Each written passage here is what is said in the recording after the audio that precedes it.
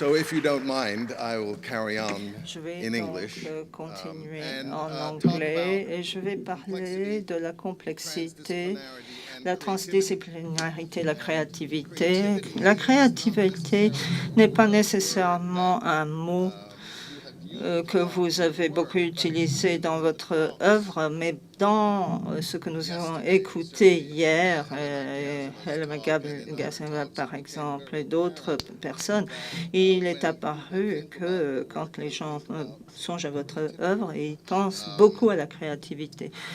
Et je pense que même dans l'introduction de la méthode, on voit l'esprit de la vallée et puis la cosmogénèse et le soleil. C'est pour beaucoup d'entre nous la créativité centrale, non seulement dans votre œuvre, mais de votre être, de ce que vous faites. Et s'il y a une chose que la recherche sur la créativité nous dit, qui est centrale pour la créativité chez l'être humain, c'est ce qu'on appelle techniquement la motivation intrinsèque, mais on pourrait l'appeler aussi la passion. Et nous avons écouté Edgar, nous avons lu ses œuvres et nous pouvons sentir qu'il y a une véritable passion à chaque seconde. Et je pense que c'est cela qui devrait motiver l'éducation. Et je vais vous parler de cette expérience d'environ 15 ans avec un programme doctoral qui était explicitement transdisciplinaire et qui est basé en très grande partie sur l'œuvre d'Edgar Morin. Il y a une nouvelle pas très bonne depuis les États-Unis. Vous le savez, Edgar Morin a commencé ses 7 leçons avec l'erreur et l'illusion. Et je pense que nous avons énormément d'erreurs et d'illusions chez nous. Et Trump aussi, qui fait partie de nos erreurs et nos illusions. L'une des statistiques déprimantes, c'est que 50% des gens qui commencent un doctorat aux États-Unis ne le complètent pas, ne l'achèvent pas. Et quand on se rend compte qu'un doctorat aux États-Unis est également quelque chose qui coûte très cher, eh bien, c'est frappant. Pourquoi ces gens-là ne finissent pas? Ils ne finissent pas parce que ils n'ont pas l'air d'avoir la capacité à être des penseurs indépendants. Ils n'ont pas une pensée indépendante. Une thèse est censée être le résultat final d'un doctorat. Ça doit être une contribution originale à votre domaine, votre spécialité, donc une œuvre créative. Il est intéressant de voir qu'on ne parle pas du tout de la créativité pendant toutes ces années d'études en vue d'un doctorat. Et personne ne prépare les étudiants à penser de manière créative, contextuelle, et tout ce que traite la pensée complexe. On ne peut pas forcer la créativité, mais on peut néanmoins créer un terrain fertile pour la créativité. Je pense que là, il y a un lien entre la pensée complexe et la transdisciplinarité et la créativité. C'est parfaitement clair.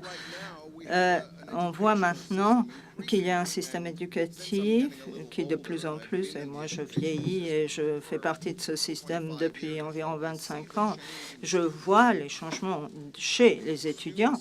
Les étudiants deviennent de plus en plus focalisés sur les tests, la capacité à connaître les réponses, savoir ce qui va être dans l'évaluation plutôt que de produire leurs propres idées, de questionner, d'explorer, parce que c'est ce qu'on les oblige à faire, plus l'anxiété pour ce qui est du marché du travail. Est-ce que nous éduquons de façon à ce que les idées ne soient plus reliées à leur contexte? Eh bien oui. Et il y a également cette façon de faire vis-à-vis des étudiants. Nous déconnectons ces étudiants de leurs environnements familial, culturel, et nous sommes en train de les réduire à des têtes des vaisseaux qui doivent être remplis d'idées.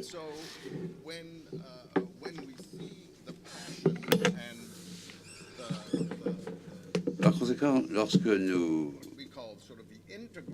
voyons et nous comprenons la passion ou la dimension passionnelle ou intégrale de l'éducation, c'est une alternative séduisante, mais ça suppose une approche aspirationnelle, puisque ça suppose un processus de désapprentissage, puisque nos étudiants ont été indoctrinés dans un système qui leur a fait croire que l'éducation, c'est une chose que nous savons, elle ne l'est pas. Nous souhaitons, par la pensée complexe, intégrer l'observateur et le penseur dans l'enquête, dans l'investigation. Mais cela est une notion parfaitement étrangère pour la plupart des étudiants. Ils ont grandi, ils ont appris que les connaissances, le savoir, c'est quelque chose qui leur est externe. C'est un objet avec lequel je dois travailler. Ça ne peut pas me toucher personnellement. Et de opérer cette transition entre ces deux concepts de l'éducation, ça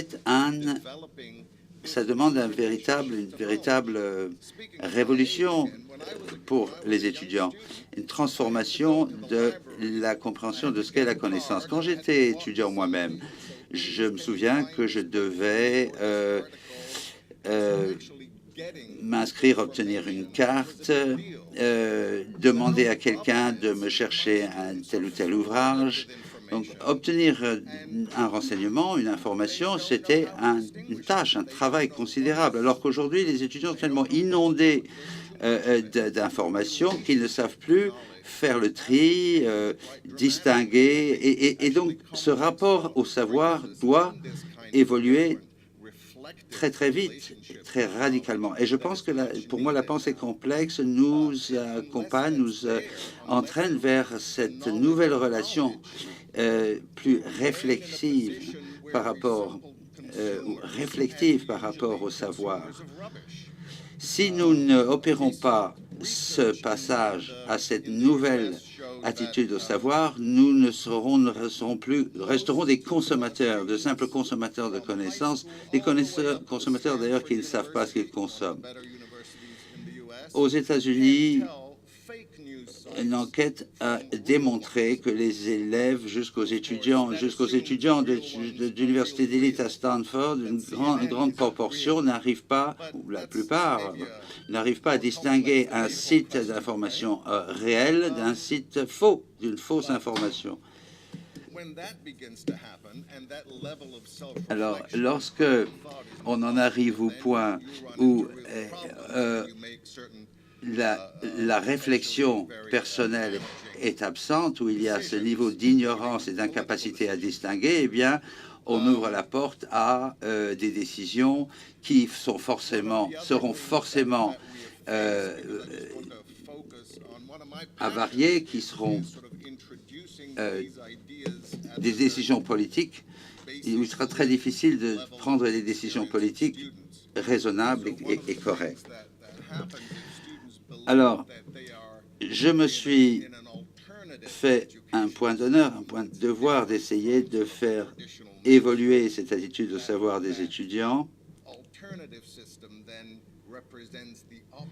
Les étudiants ont tendance à penser tout système alternatif doit forcément être l'opposé polaire de tout ce qui était convention. Il doit forcément rejeter tout ce que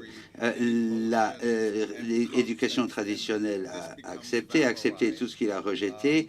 Et donc, si l'éducation classique a rejeté la créativité, l'émotion, alors tout cela devient valorisé. Il y a une longue histoire dans l'histoire de l'éducation aux États-Unis, d'efforts qui ont été réalisés pour remplacer substituer une nouvelle approche à l'autre, et chacune de ces tentatives de substituer une approche à l'autre a échoué parce que ce qu'il faut, c'est une synthèse qui tienne compte de l'histoire et qui n'essaie pas de renverser et de substituer un système à l'autre. Nous avons le même problème face au défi de l'incertitude. De très nombreux étudiants arrivent sur les bancs d'école université en estimant que l'enseignant doit avoir la réponse. Il a forcément la réponse. C'est merveilleux pour l'ego de l'enseignant, mais à un certain moment, on arrive à un niveau de complexité dans le traitement de n'importe quel sujet où on est face à un éventail d'interprétations, 10 interprétations du sens de la physique quantique, 15 théories de la personnalité. Et puis, à un certain moment, l'étudiant commence à s'en demander, s'interroger, se dit, mais puisque les experts ne sont pas d'accord, c'est vraiment n'importe quoi. Si les experts eux-mêmes ne sont pas d'accord, eh bien tout ça, ce n'est qu'un magma d'idées, de théories qui se valent. Ben, je n'ai qu'à inventer la mienne. Et c'est une évolution, disons, contre-culturelle contre la culture dominante qu'on observe chez les étudiants. Mais en même temps, force est de vous constater que ce type de relativisme est tout aussi creux. Ce relativisme excessif est également creux. Nous devons revenir à l'importance, à ce moment-là, du contexte, des interconnexions, de la place que nous avons dans le monde avant de pouvoir prendre des décisions cohérentes. Les étudiants doivent donc être amenés à réfléchir à leurs propres présomptions, à leurs propres hypothèses sous-jacentes. Chacun a une conception du monde, chacun a une histoire, comme Giuseppe Giambilo nous disait tout à l'heure. Et comme vous le savez, hélas, les Américains sont peut-être les plus ignorants de l'histoire ou anti-historiques de tous les peuples du monde. Il y a une blague qu'on raconte. Pourquoi les jeunes aimaient tellement Bernie Sanders, le candidat de gauche démocrate? Pourquoi? Parce que les jeunes ne savaient peut-être pas que le socialisme passait pour le satanisme aux États-Unis, pas plus qu'il y a 20 ans. Ils ne le savaient pas. Et ce qui, surtout en Californie où j'habite, souvent on considère l'histoire comme un système d'exploitation qui a été dépassé par une version 1.2 ou 1.3, ancien système d'exploitation désuet auquel dont on n'a plus besoin de tenir compte. Et c'est un problème qui est particulièrement visible à des moments comme celui que nous vivons où nous assistons à de grandes transformations. C'est inquiétant. Alors voilà, une des choses que nous nous efforçons de faire, et ce qui devient de plus en plus évident pour tout le monde, c'est de chercher à faire entrer dans le débat les idées de la pensée complexe. Il y a à peine 10 ans, les idées de la pensée complexe étaient souvent confondues avec les idées, par exemple, de Santa Fe, ou étaient considérées comme identiques ou remplaçables, alors qu'aujourd'hui, la pensée complexe est progressivement absorbée et comprise, de mieux en mieux comprise par les étudiants. Pourquoi? Peut-être parce que les étudiants aujourd'hui sont de plus en plus interconnectés. Je me souviens à l'époque où j'avais mon agenda, la liste de mes amis avec leur numéro de téléphone. Je n'étais pas encore au courant qu'il y avait Facebook. J'avais un petit agenda noir et ça coûtait $100 pour appeler ma mère au téléphone. Alors que les étudiants, rien à voir avec ça. Toute sa vie, leur vie, ils étaient interconnectés. Ils ont une pensée interconnectée. Et la notion de contexte est sans doute peut-être plus familière pour cette génération que pour celle qui l'a précédée.